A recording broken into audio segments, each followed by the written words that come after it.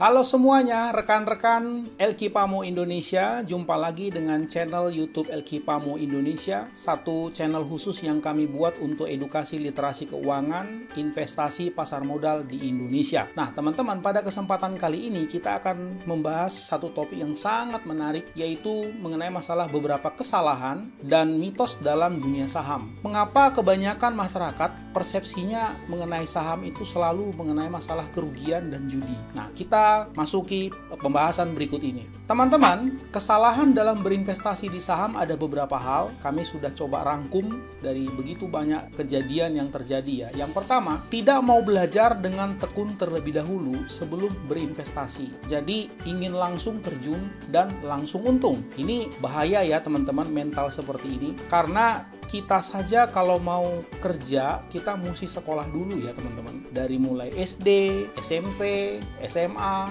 kuliah, kira-kira berapa tahun teman-teman? SD 6 tahun, SMP 3 tahun, SMA 3 tahun, itu sudah 12 tahun. Tambah kuliah kalau lancar 4 tahun, berarti 16 tahun. Sedangkan hanya untuk menjadi pegawai, kita rela kuliah sampai 16 tahun. Di saham, Anda tidak perlu belajar sampai selama itu. Tetapi kita harus belajar ya teman-teman. Tidak boleh langsung nyemplung atau langsung terjun ke dunia pasar modal sebelum belajar baik-baik. Kesalahan yang kedua, tidak memahami fundamental perusahaan di dalam membeli saham. Ini maksudnya begini teman-teman. Sebetulnya fundamental perusahaan itu sederhana sekali untuk memahaminya. Ada 4 hal. Yang pertama, sebelum Anda membeli saham, Anda harus mengerti dulu yang pertama bisnisnya apa. Kemudian Anda harus mengenali bagaimana karakter dari manajemen pengelola perusahaan tersebut. Apakah tipe yang menghambur-hamburkan uang perusahaan atau cukup baik performa manajemennya. Kemudian yang ketiga, bagaimana kekuatan neraca keuangan daripada perusahaan tersebut. Nanti kami akan membahas tentang masalah bagaimana cara membaca laporan keuangan. Yang keempat, bagaimana menilai atau valuasi daripada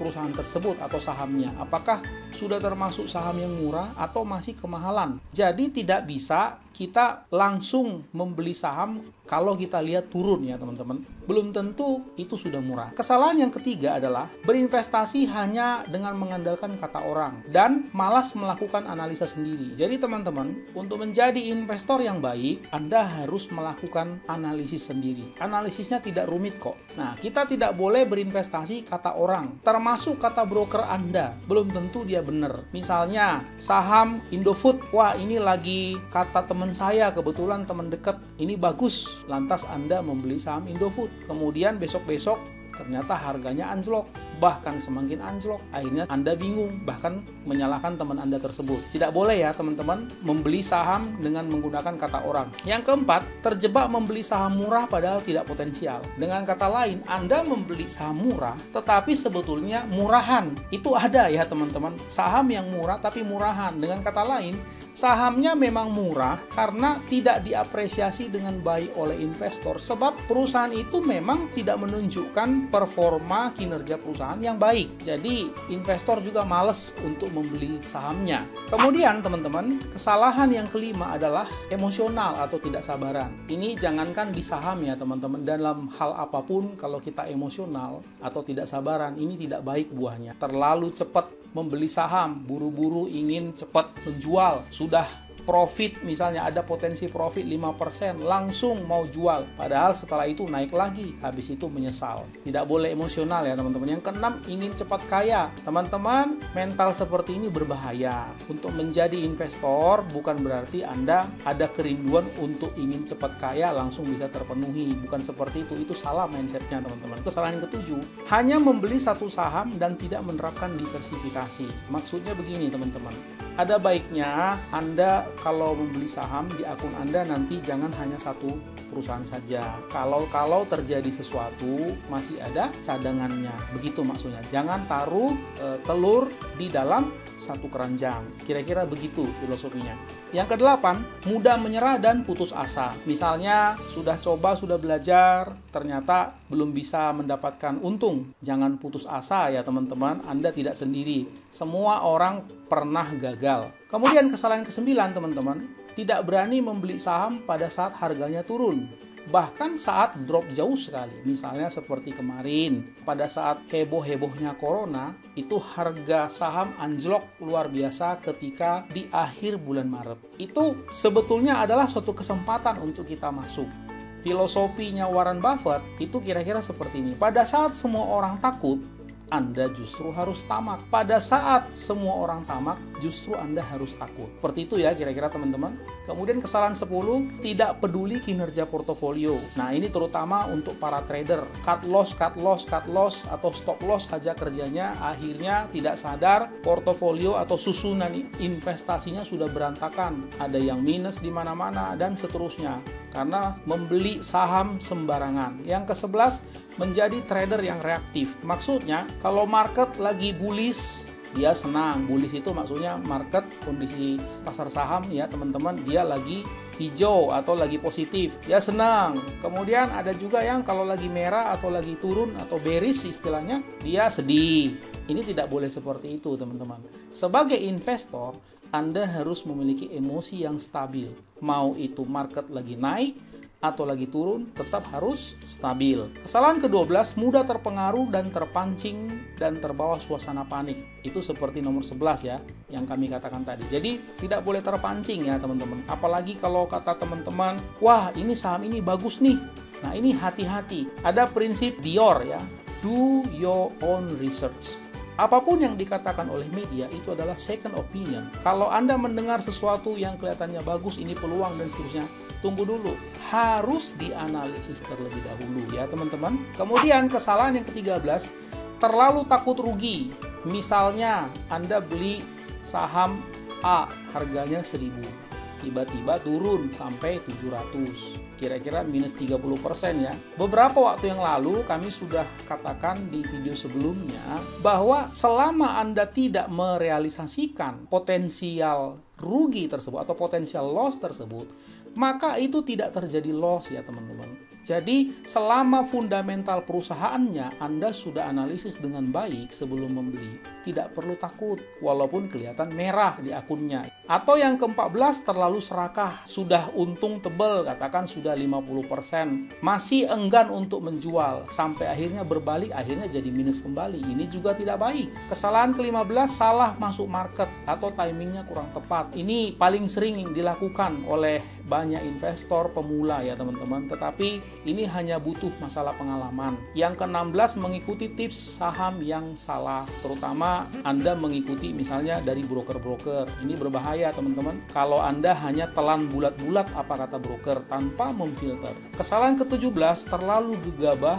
atau buru-buru membeli atau menjual. Ini sering sekali terjadi ketika kita beli sebuah saham karena analisisnya belum matang, ternyata turun lagi. Atau ketika kita jual, ternyata masih naik jauh. Nah, ini juga butuh pengalaman ya teman-teman. Kesalahan ke-18, tidak menerapkan manajemen keuangan.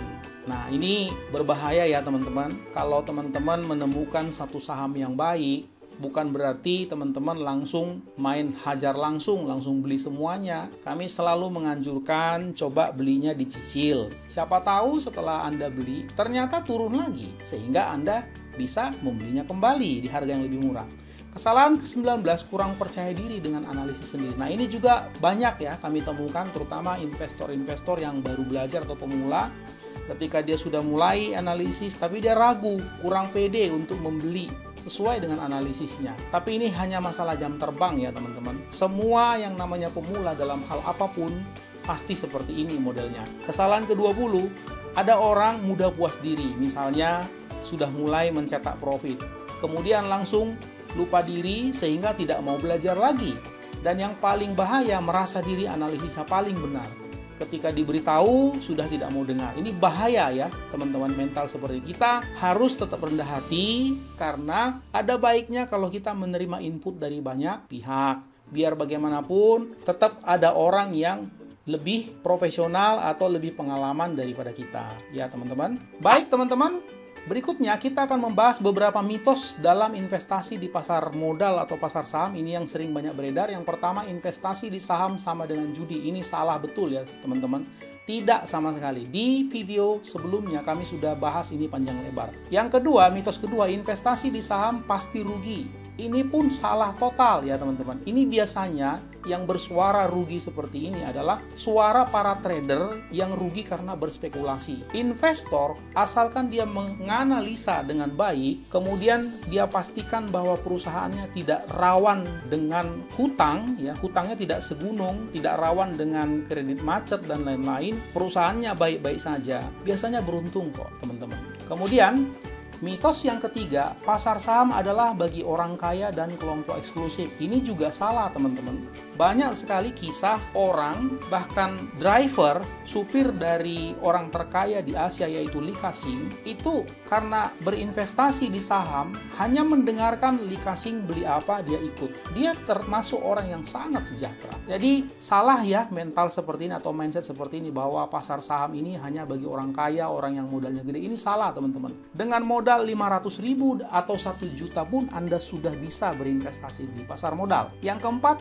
pasar saham terlalu jelimet, terlalu kompleks mikirnya. Ini juga salah teman-teman. Semua yang namanya mau beruntung atau mendapatkan rezeki tentu harus kerja keras. Bedanya kalau kita berinvestasi, kita bekerja dengan pikiran teman-teman. Jadi tidak ada juga pekerjaan yang begitu mudahnya hanya melakukan 1-2 langkah langsung dapat uang. Ini harus dijauhi mental gampang seperti itu ya teman-teman. Mitos yang kelima, pasar saham beresiko tinggi. Resiko bisa di-manage teman-teman dengan yang namanya margin of safety. Nanti kami akan jelaskan. Mitos yang keenam, butuh modal gede. Ini juga salah, kami tadi sudah singgung ya. Mitos yang ketujuh, fee brokernya besar sekali. Ini juga salah teman-teman. Fee broker itu hanya berkisar 0,15% fee beli dari jumlah transaksi Anda dan 0,25% dari transaksi jual. Yang kedelapan, investasi di saham butuh waktu lama. Saya butuh uang cepat. Nah, ini mental seperti ini pun juga salah ya teman-teman. Uang cepat ini memicu mental judi seperti ini. Mitos ke-9, pasar saham bikin kita cepat kaya. Ini tidak benar ya teman-teman, tidak benar. Investasi itu butuh waktu, butuh proses. Kemudian mitos ke-10, harga yang rendah artinya berarti sahamnya sudah murah. Belum tentu teman-teman. Ada saham di bursa efek harganya gocap atau Rp50. Tetapi itu bukan under value, bukan berarti dia masuk kategori saham murah, tetapi betul-betul murahan memang tidak mampu memberikan kinerja yang baik. Mitos ke-11, mengikuti insting atau feeling Anda ketika berinvestasi. Nah, ini juga salah ya teman-teman. Tidak boleh hanya mengikuti feeling, itu tidak boleh. Semuanya harus based on real data, harus berbasiskan data yang benar di laporan keuangan. Mitos ke-12, good produk yang baik berarti perusahaannya bagus, berarti sahamnya juga bagus. Ini tidak sepenuhnya benar ya teman-teman. Contohnya, kalau teman-teman tahu produknya yang namanya Taro ya. Taro itu good product, semua orang suka Taro. Tetapi pada saat presentasi ini kami buat, perusahaan tersebut sahamnya sedang disuspend. Jadi belum tentu juga sahamnya baik. Jadi harus hati-hati ya, tidak bisa kita langsung menyimpulkan kalau barangnya atau produk-produknya bagus, berarti sahamnya atau perusahaannya juga bagus. Belum tentu. Mitos yang ke-13, investasi di saham blue chip pasti aman. Belum tentu juga ya teman-teman. Ada saham yang dulu pernah jadi LQ45, indeks LQ45 alias blue chip, hari ini nongkrong di gocap harganya ya teman-teman. Jadi tidak sepenuhnya benar. Blue chip belum tentu aman. Yang ke-14, beli saham sesuai dengan berita atau news. Anda tonton berita A, kelihatannya bagus, tiba-tiba terstimulasi langsung beli tanpa analisa. Itu juga salah. Mitos yang ke-15, investasi di dunia saham adalah bagi orang pintar. Ini juga kurang tepat ya teman-teman. Analisanya tidak susah kok untuk analisa saham itu. Hanya saja kita yang seringkali betul-betul tidak mau belajar. Mitos yang ke-16, saat market crash, maksudnya market crash itu adalah anjlok luar biasa dalam ya. Sebaiknya kabur dan amankan uang Anda. Ini salah teman-teman. Justru pada saat crash, kita sementara menunggu di harga termurah. Kalau saat market crash malah kabur, ini bukan investor namanya. Ini namanya trader yang suka berspekulasi teman-teman. Kemudian mitos ke-17 teman-teman, kalau market drop sama artinya kamu kehilangan uangmu. Salah ya teman-teman, kami tadi sudah menyinggung di depan. Selama Anda tidak merealisasikan potensial loss dan selama perusahaannya baik-baik saja, Anda tidak perlu takut. Mitos ke-18, berinvestasi pada saham-saham yang lagi tren atau lagi hot. Ini namanya ikut-ikutan ya teman-teman, bukan berinvestasi. Salah ini model berinvestasi seperti ini. Mitos yang ke-19, ikuti investor asing atau bandar kalau mau untung. Ini juga salah ya teman-teman. Karena kami sering menemukan investor asing atau bandar sering menaikkan saham-saham tertentu, padahal fundamentalnya pun tidak jelas. Laba perusahaan pun tidak jelas. Utangnya pun banyak. Jadi tidak boleh seperti ini. Kemana arah angin bertiup, ke sana kita pergi. Tidak boleh ya teman-teman. Harus punya pendirian sebagai seorang investor. Kemudian mitos ke-20 adalah investor retail susah dapat untung dibanding investor pemodal besar. Ini juga salah teman-teman. Ada seorang yang sudah sangat sukses dalam berinvestasi saham di Indonesia yang dijuluki Warren Buffett Indonesia, yaitu Bapak Lo Keng Hong. Kalau teman-teman berkenan untuk membaca dan menggali autobiografinya, beliau dulu bekerja sebagai office boy. Kalau pada saat ini office boy, Anda pasti tahu sendiri gajinya bukan? Jadi bukan gaji yang besar ya teman-teman. Tetapi beliau hemat luar biasa hidupnya dan betul-betul menabung dalam bentuk saham terus-menerus di dalam kesabaran dan ketekunan beliau. Hari ini beliau salah satu orang paling sukses di pasar modal. Setahu kami, beliau hampir 3 triliun kalau tidak salah total dananya di saham. Jadi jangan kecil hati kalau modal sedikit teman-teman. Yang penting Anda mau memulai atau tidak, itu saja. Teman-teman, untuk bisa berhasil berinvestasi di saham, kita membutuhkan yang kami sebut 5M. Yang pertama adalah mindset. Mindset itu pola pikir ya teman-teman. Investasi sama seperti menanam pohon, butuh waktu untuk bertumbuh dan berbuah. Investasi bertumbuh menurut prinsip compounding interest, bahasa Indonesianya bunga majemuk, bunga berbunga maksudnya. Kira-kira kalau kami sajikan rumusnya sesederhana ini kok. Future value atau nilai masa depan investasi Anda itu sama dengan nilai saat ini dikali 1 tambah R pangkat T. R itu adalah return tahunan Anda. T itu adalah waktu, berapa tahun dana itu Anda investasikan. Rumus ini sederhana teman-teman. Contohnya seperti ini. Bila Anda menginvestasikan uang Anda sebesar 10 juta hari ini, yaitu Juni 2020 di pasar saham, dan Anda katakanlah berhasil mendapatkan return, rata-rata return itu maksudnya laba ya, rata-rata 20% per tahun. Maka pada tahun 2030 atau setelah 10 tahun, berapa kira-kira nilai investasi Anda? Dengan menggunakan rumus tadi, teman-teman, itu sekitar 62 juta. Coba teman-teman bayangkan, 10 juta menjadi 62 juta. Luar biasa bukan? Nah, bagaimana kalau 20 tahun?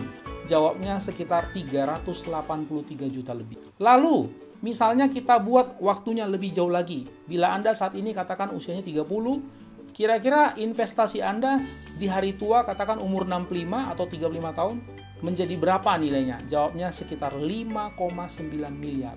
Wow, luar biasa bukan teman-teman? Apakah pernah terbayangkan oleh Anda modal 10 juta berubah menjadi hampir 6 miliar ya? Apakah pernah terpikirkan 10 juta berubah jadi 6 miliar teman-teman? Sulit ya? Itulah buah dan upah dari orang sabar ya teman-teman. Kemudian M yang kedua adalah manajemen. Teman-teman, di investasi saham kita harus menerapkan manajemen ya. Jadi tidak bisa sembarangan. Dalam investasi saham harus ada manajemen modal. Misalnya begini teman-teman. Katakan modal Anda 10 juta. Anda mau membeli 2 jenis saham, yaitu saham blue chip Astra International Indonesia, harganya 5.000 per lembar, dan satu lagi second liner yaitu Adira Multifinance di harga 7.000 per lembar. Katakan Adira ini lebih prospek ya, lebih margin of safety-nya lebih bagus atau potensi profitnya lebih bagus daripada Astra. Sehingga Anda akan beli 10 lot Adira dan 6 lot Astra ya. Ini tepat 10 juta kalau kami sudah hitung. Maka Anda bisa cicil dulu ya teman-teman. Jangan langsung masuk semua. 5 lot dulu Adira, 3 lot dulu Astra misalnya.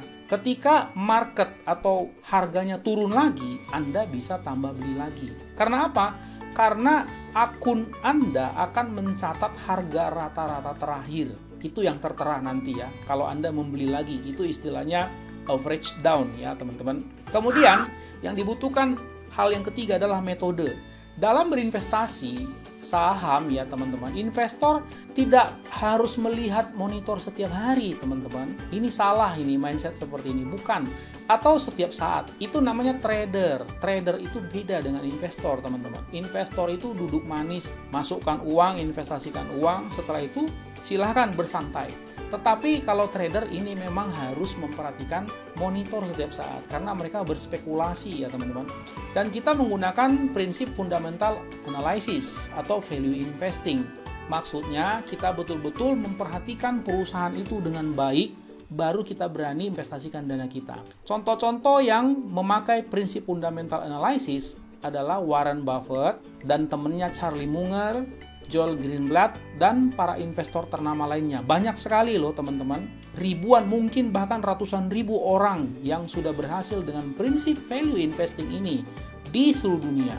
Bagian kita teman-teman, lakukanlah PR Anda, yaitu menganalisis dengan baik di awal. Analisis dengan teliti dan hati-hati sekali. Perhatikan teman-teman, hati-hati sekali. Jadi kita di value investing tidak boleh gegabah ya teman-teman, tidak boleh. Ikut tren saja tidak boleh, apalagi gegabah. Sebelum mengalokasikan dana Anda, harus hati-hati ya. Itu pun dalam berinvestasi tetap harus bertahap, apalagi dananya kecil. Untuk menjaga kalau market masih turun lagi ya teman-teman. Kemudian M yang keempat adalah money atau modal. Siapkan modal dari uang dingin ya teman-teman, yaitu uang yang tidak akan Anda pakai paling tidak dalam 3 tahun ke depan. Jangan menginvestasikan dana darurat ataupun dana yang diperlukan untuk kebutuhan sehari-hari Anda di pasar saham atau stock market. Kemudian yang kelima, maturity atau kedewasaan mental ya teman-teman. Ingatlah baik-baik, kita sedang berinvestasi ya teman-teman, bukan berspekulasi. Jadi butuh waktu tentunya yang cukup agar buah sebuah pohon masak agar bisa kita petik, bukan? Kata-kata bijak dari Warren Buffett kira-kira seperti ini. Pasar saham adalah sarana untuk memindahkan kekayaan dari mereka yang tidak sabaran kepada orang yang penyabar ya teman-teman. Jadi kita harus banyak-banyak bersabar. Sebagai investor, Anda dididik di sini supaya berkarakter ya teman-teman. Baik teman-teman, cukup sekian penjelasan kami mengenai masalah beberapa kesalahan yang sering terjadi dan juga beberapa mitos yang banyak beredar di masyarakat sehingga mereka tidak berani berinvestasi dalam dunia saham sehingga rugi sendiri. Terima kasih banyak sudah menonton video kami teman-teman. Jangan lupa ya subscribe, like, and share dan nyalakan loncengnya supaya teman-teman Anda sekalian bisa mendapatkan video-video terupdate dari El Kipamo Indonesia. Sampai jumpa pada video berikutnya.